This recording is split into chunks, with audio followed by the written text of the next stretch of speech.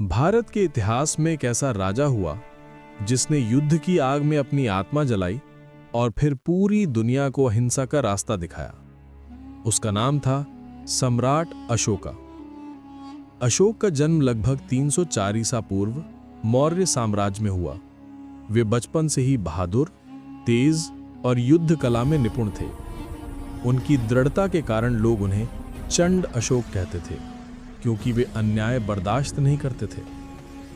अपने पिता बिंदुसार की मृत्यु के बाद अशोक ने विद्रोहों को शांत किया और 273 ईसा पूर्व मौर्य साम्राज्य के सम्राट बने।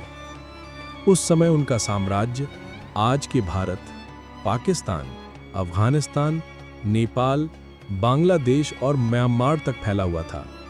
दुनिया का सबसे बड़ा साम्राज्य।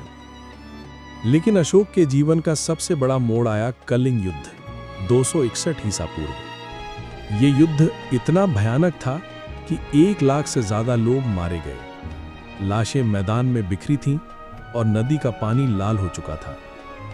जब अशोक ने युद्ध भूमि देखी, उनका दिल कांप गया। उन्होंने कहा, इस विजय ने मुझे हरा दिया। यही सच्चा पल था जिसने एक योद्धा को मानवता का सबसे बड़ा समर्थक बना दिया। कलिंग युद्ध के बाद अशोक ने हिंसा छोड़ दी और बुद्ध के मार्ग अपनाए।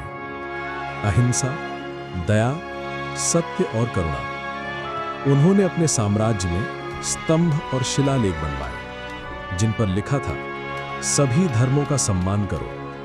अहिंसा मानव का सबसे बड़ा धर्म है। प्रजा ही राजा की शक्ति है। ये शिलालेख आज भी भारत और नेपाल में मौजूद हैं, एक जीवित सबूत। अशोक ने 40 साल तक राज किया। उन्होंने सड़कों का निर्माण करवाया, अस्पताल बनवाए, पेड़ लगवाए और जनता की भलाई के नियम बनाए। उनका सिंह स्तंभ आज भारत का राष्ट्रीय चिन्ह है और उनका धर्म चक्र भारत के तिरंगे के बीच में चमकता है।